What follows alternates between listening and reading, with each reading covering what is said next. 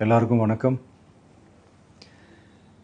இந்திய அரசியல் சாசனம் நம்ம தமிழ்நாட்டில் இருக்கிற எல்லாருக்குமே கொடுத்துருக்கிற உரிமையில் ரொம்ப ரொம்ப முக்கியமானது ஓட்டிங் ரைட், வாக்குரிமை.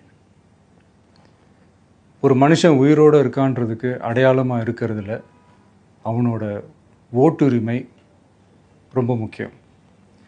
அதனால தான் voting is not only our right but also our life. ஒரு முக்கியமான விஷயத்தை பற்றி இப்போ நான் உங்ககிட்ட ஷேர் பண்ண போகிறேன். இது நான் ஃபஸ்ட்டு கேள்விப்பட்ட உடனே எனக்கே ரொம்ப ஷாக்கிங்காக தான் இருந்தது. இப்போ நான் பேசிகிட்ருக்கிற இந்த நேரத்தில் தமிழ்நாட்டில் இருக்கிற நம்ம யாருக்குமே ஓட்டு போடுற உரிமையே இல்லைன்னு சொன்னால் நம்புவீங்களா? நான் நீங்கள் உட்பட யாருக்குமே அது இல்லை. நான் பயமுறுத்துறேன்னு நினைக்காதீங்க, அதுதான் நிஜமும் கூட. கொஞ்சம் ஏமாந்தால் நம்மளை மாதிரியே இன்னும் லட்சக்கணக்கான பேருக்கும் இதே நிலைமை தான். ஓட்டு போடுற அந்த உரிமையே இல்லாத மாதிரி ஒரு நிலைமை வந்தாலும் வரலாம். இதுக்கு மெயின் ரீசன் அந்த எஸ்ஐஆர், ஸ்பெஷல் இன்டென்சிவ் ரிவிஷன், சிறப்பு தீவிர திருத்தம். இப்போது இந்த எஸ்ஐஆர் நம்ம தமிழ்நாட்டில் எப்படி ஒர்க் ஆக போகுது? கடந்த ஜனவரி மாதம் எடுத்த அந்த கணக்கெடுப்பில் 6,36,00,000 வாக்காளர்கள் நம்ம தமிழ்நாட்டில் இருக்கிறாங்க. ஆனால் அவங்க யாருக்குமே இந்த ஓட்டு போடுற உரிமையே இல்லை. அந்த பிஎல்ஓன்னு சொல்லுவாங்க, பூத் லெவல் ஆஃபீஸர்ஸ், வாக்குச்சாவடி நிலை அலுவலர். அவங்க தான் வீடு வீடாக போய் அந்த ஃபார்மை கொடுப்பாங்க. அதை நம்ம ஃபில்அப் பண்ணி கொடுக்கணும். அதை தேர்தல் ஆணையம் அதை எடுத்துகிட்டு போய் அதை ஸ்க்ரூட்டினைஸ் பண்ணி அது எல்லாமே கரெக்டாக இருக்கான்னு செக் பண்ணி பார்த்ததுக்கப்புறம் அந்த வாக்காளர் பட்டியலை வெளியிடுவாங்க. அந்த வாக்காளர் பட்டியலில் நம்ம பேர் இருக்கணும், அப்போ தான் நம்மளால் ஓட்டு போட முடியும். அந்த புது பட்டியல் வர்ற வரைக்கும் நம்ம வாக்காளர்களான்றது அது உறுதியே செய்ய முடியாது. இன்கேஸ் அந்த புது பட்டியலில் நம்ம பேர் இல்லைன்னா அது ஒரு தனி ப்ராசஸ், அது ஒரு தனி ஃபார்ம், அது ஒரு தனி கிளைம்ன்ற மாதிரி அது ஒரு வேறு வேலை. ஸோ இந்த மாதிரி நிறைய சிரமங்கள் குழப்பங்கள் இருக்கிறதுனால மக்களுக்கு இது மேலே ஒரு கன்ஃபியூஷன் ஒன்று இருக்குது. இது என்ன வெரிஃபிகேஷனா இல்லை ஒரு மறைமுக ரீரெஜிஸ்ட்ரேஷனா இல்லை இது ஒரு நியூ ரெஜிஸ்ட்ரேஷன் மாதிரியே தானா அப்படின்ற மாதிரி நிறைய கன்ஃபியூஷன் இருக்குது. அவங்க செய்ய வேண்டியதெல்லாம் ஒன்று தான். இந்த மாதிரி வீடு வீடாக போய் அந்த என்யூமரேஷன் ஃபார்ம் நம்ம ஃபில்அப் பண்ணி கொடுக்கும்போது அதுக்கான அக்னாலேஜ்மெண்ட்டை அந்த பிஎல்ஓ அந்த ஆஃபீஸர்கிட்ட இருந்து நீங்கள் வாங்கிக்கணும். அது ரொம்ப ரொம்ப முக்கியம். இது நான் சொல்கிறது வாக்காளர் பட்டியலில் ஆல்ரெடி உங்கள் பேர் இருக்கிறவங்களுக்கு நான் சொல்கிறேன். இப்போ புது வாக்காளர்கள், ஃபஸ்ட் டைம் ஓட்டர்ஸ், அவங்களுக்கு ஃபார்ம் 6ன்னு ஒன்று இருக்குது. அதை நீங்கள் ஃபில்அப் பண்ணி நீங்கள் உங்கள் ஏரியாவில் இருக்கிற சம்மந்தப்பட்ட அந்த உங்கள் அலுவலகத்தில் நீங்கள் டைரெக்டாகவும் சப்மிட் பண்ணலாம், இல்லை நீங்கள் ஆன்லைன்லேயும் சப்மிட் பண்ணலாம். அப்படி ஆன்லைனில் நீங்கள் சப்மிட் பண்ணிங்கன்னா அதுக்கான ஸ்க்ரீன்ஷாட்டை எடுத்து வச்சுக்கோங்க. ஃபோனில் மெசேஜ் வரும், அதை சேவ் பண்ணி வச்சுக்கோங்க. அப்ராடில் இருக்கிறவங்க கூட அந்த எஸ்ஐஆர் ஃபார்மை டவுன்லோட் பண்ணி நீங்கள் அதை ஃபில்அப் பண்ணி சப்மிட் பண்ணலாம். அதுக்கான அக்னாலேஜ்மெண்ட்டை வாங்கி வச்சுக்கோங்க. ரொம்ப முக்கியமாக உங்களோட பிஎல்ஓ அந்த ஆஃபீஸர் யாருன்னு தெரிஞ்சு வச்சுக்கோங்க. இந்த தேர்தல் ஆணையம் அந்த வெப்சைட்டில் போனீங்கன்னா அந்த பர்டிகுலர் பிஎல்ஓ ஆஃபீஸரோட ஃபோன் நம்பர் கூட நீங்கள் எடுத்து வச்சுக்கலாம். இன்கேஸ் உங்களை யாரையும் ரீச் பண்ணலை இல்லை உங்களுக்கு அந்த ஃபார்ம் கிடைக்கல அப்படின்னா நீங்கள் அவரை காண்டாக்ட் பண்ணி அந்த ஃபார்மை வாங்கி நீங்கள் ஃபில்அப் பண்ணி நீங்கள் சப்மிட் பண்ணலாம். ரொம்ப முக்கியமாக அதுக்கான அக்னாலேஜ்மெண்ட்டை வாங்கி வச்சுக்கோங்க. இது எல்லாமே சரியாக செஞ்சாலும் இந்த எஸ்ஐஆர் மேலே சில டவுட்ஸ் இருக்குது. அது என்னென்னா, இந்த 6,36,00,000 வாக்காளர்களுக்கு ஒருத்தர் விடாமல் இந்த ஒரே மாதத்துக்குள்ளே எப்படி எல்லாருக்குமே அந்த ஃபார்ம் போய் ரீச் ஆகும்? ஒன்று. ரெண்டாவது, நீங்கள் வரும்போது வீட்டை பூட்டிட்டு வேலைக்கு போயிட்டு என்ன பண்ணுறது? இப்போ நீங்கள் வருவீங்கன்றதுக்காக வேலையெல்லாம் விட்டுட்டு வீட்டுக்குள்ளேயே உட்காந்துட்ருக்கணுமா?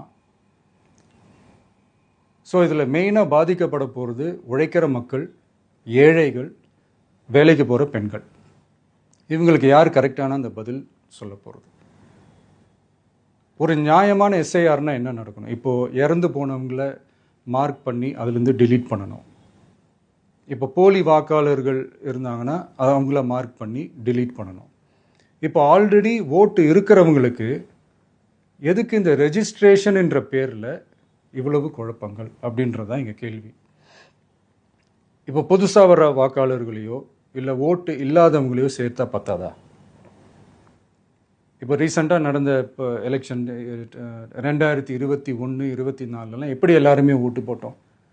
அதில் ஓட்டு போட்டவங்க கூட இப்போ புதுசாக ரெஜிஸ்டர் பண்ணணும்னா அது ஏன் அந்த கன்ஃபியூஷன் அப்படின்றதான் நாங்கள் கேட்குறோம். அதனால தான் நாங்கள் எஸ்ஐஆரை எதிர்க்கிறோம். இப்போ புதுசாக சில கம்ப்ளைண்ட்ஸ்லாம் வர ஆரம்பிக்குது. அது என்னென்னா முக்கியமாக நம்மளுடைய டிவிகே தோழர்களுக்கு அந்த ஃபார்ம் கிடைக்க மாட்டேங்குது, கொடுக்க மாட்டேன்றாங்க அப்படின்ற சில கம்ப்ளைண்ட்ஸ். இது யார் பண்ணுறாங்க அப்படின்றது நான் தான் சொல்லி தெரிய வேணும்னு ஒன்றும் அவசியம் இல்லை உங்களுக்கு. இப்போ இருக்கிற ஆட்சியாளர்கள் அவங்களுக்கு கைப்பாவையாக இருக்கக்கூடிய சில பேர் இதை செய்ய ஸ்டார்ட் பண்ணியிருக்கிறாங்க. அதனால் மைடியர் வர்ச்சுவல் வாரியர்ஸ், இதை சாதாரணமாக எடுத்துக்காதீங்க. இது எல்லாருக்குமே அந்த ஃபார்ம் போய் ரீச் ஆகணும். இதில் ரொம்ப உறுதியாக இருங்க. அதையும் மீறி உங்களுக்கு அந்த ஃபார்ம் கிடைக்கலன்னா இருக்கவே இருக்கும் ஆன்லைன். தேர்தல் ஆணையம் அந்த வெப்சைட்டில் போய் அந்த ஃபார்மை டவுன்லோட் பண்ணி நீங்கள் ஃபில்அப் பண்ணி சப்மிட் பண்ணலாம். உங்கள் வீட்டில் இருக்கிறவங்களுக்கு நீங்கள் செஞ்சு கொடுங்க, பக்கத்து வீட்டில் இருக்கிறவங்களுக்கு செஞ்சு கொடுங்க, தெரிஞ்சவங்களுக்கு, தெரியாதவங்களுக்கு, பழகினவங்களுக்கு, பழகாதவங்களுக்கு எல்லாருக்குமே நீங்கள் தயவு செஞ்சு கொடுங்க. அண்ட் ரொம்ப முக்கியமாக நம்ம ஜென்சி கிட்ஸ், நம்ம ஃபஸ்ட் டைம் ஓட்டர்ஸ், நம்ம புது வாக்காளர்கள், நம்ம நண்பா நண்பிகள், அவங்க ரொம்ப கேர்ஃபுல்லாக இருக்கணும். நான் ஆல்ரெடி சொன்ன மாதிரி உங்களுக்கான ஃபார்ம், அந்த ஃபார்ம் நம்பர் 6, அதை கரெக்டான டீட்டெயில்ஸோட கரெக்டான உங்கள் டாக்குமெண்ட்ஸை வச்சு அதை சப்மிட் பண்ணுங்கள். ஏன்னா வரப்போகிற தேர்தலில் நீங்கள் தான், அந்த ஜென்சி வாக்காளர்கள் தான் மிக முக்கியமான ஒரு ஃபோர்ஸ் அப்படின்றது எல்லாருக்குமே தெரிஞ்ச ஒரு விஷயம். அதனால் உங்களை டிஸ்டர்ப் பண்ணுறதுக்கு, உங்கள் பேரை அதில் இன்க்ளூட் பண்ணாமல் செய்கிறதுக்கு என்னென்ன வேலைகள் செய்யணுமோ, என்னென்ன தில்லுமுள்ளு வேலைகள் செய்யணுமோ எல்லாமே அவங்க செய்வாங்க. இது நமக்கு எல்லா திசையிலையும் எல்லா பிரச்சனைகள் கொடுத்துட்டு தானே இருக்கிறாங்க. அது டிஃபால்ட்டாக நடந்துட்டு தான் இருக்கும். அது ஒன்றும் பண்ண முடியாது. ஸோ அந்த மாதிரி ஓட்டு போடுற விஷயத்துலேயும் அவங்க என்ன உத்தரமராக மாறவா போகிறாங்க? இப்போ நான் சில மீட்டிங்ஸ்லலாம் ரிப்பீட்டடாக ஒரு விஷயம் நான் சொல்கிறேன்ல, 2 பேருக்கு நடுவில் தான் போட்டி அப்படின்ட்டு. அது மேடைக்கு மேடை அவங்க அதை ப்ரூவ் பண்ணிகிட்டு இருக்கிறாங்க. அதனால் தோழர்களே, வரப்போகிற தேர்தலில் நம்ம யாருன்னு காட்டணும், நம்ம பலம் என்னன்னு காட்டணும். அதுக்காக அந்த பலமான, அந்த பவர்ஃபுல்லான ஆயுதத்தை நம்ம கையில் எடுக்கணும். அந்த ஆயுதம் வேறு எதுவுமே இல்லை, ஓட்டு, வாக்கு, ஜனநாயகம். அது இருந்தால் தான் நம்ம அந்த வெற்றியை நோக்கியே நம்மளால் பயணிக்க முடியும். தமிழ்நாடே அந்த வாக்குச்சாவடி முன்னாடி திரண்டு நிற்கணும். அதை பார்த்துட்டு தமிழ்நாடே தமிழக வெற்றி கழகமா, இல்லை தமிழக வெற்றி கழகம் தான் தமிழ்நாடா அப்படின்ற மாதிரி இருக்கணும். வீடுன்னு ஒன்று இருந்தால் தான் ஓடு மாற்ற முடியும்னு அறிஞர் அண்ணா அவர்கள் சொல்லியிருக்கிறாங்க. அந்த மாதிரி ஓட்டுன்னு ஒன்று இருந்தால் தான் இந்த நாட்டையே காப்பாற்ற முடியும். அப்புறம் இன்னொரு முக்கியமான விஷயம், அந்த எனிமரேஷன் ஃபார்ம் நீங்கள் ஆன்லைனில் நீங்கள் ஃபில்அப் பண்ணும்போது அதில் ஒரு சில ப்ராப்ளம்ஸ் வர்றதுக்கு வாய்ப்பு இருக்குது. அது உங்களுடைய ஓட்டர் ஐடியில் இருக்கிற உங்கள் பேரும், ஆதார் கார்டில் இருக்கிற பேரும், அந்த ஸ்பெல்லிங், இனிஷியல்ஸ் எல்லாமே ஒரே மாதிரி இருந்தால் தான் அது அக்செப்ட் ஆகும், இல்லைன்னா அக்செப்ட் ஆகாது. அது கொஞ்சம் கேர்ஃபுல்லாக பண்ணுங்கள். அது கொஞ்சம் யூசர் ஃப்ரெண்ட்லியாக இருக்கலாமேன்னு கேட்டதுக்கு அதெல்லாம் முடியாது, அதுக்கெல்லாம் வாய்ப்பு இல்லை, அதுக்கெல்லாம் ஆளுங்க இல்லை, பண்ண முடியாதுன்னு ரிப்ளை பண்ணிட்டாங்க. ஸோ அதனால் மைடியர் டிவிகே தோழர்களே, மைடியர் ஜென்சி படை பலமே, உஷாராக இருங்க, கான்ஃபிடெண்ட்டாக இருங்க. நல்லதே நடக்கும். வெற்றி நிச்சயம். மீண்டும் சந்திக்கும் வரை நன்றி, வணக்கம்.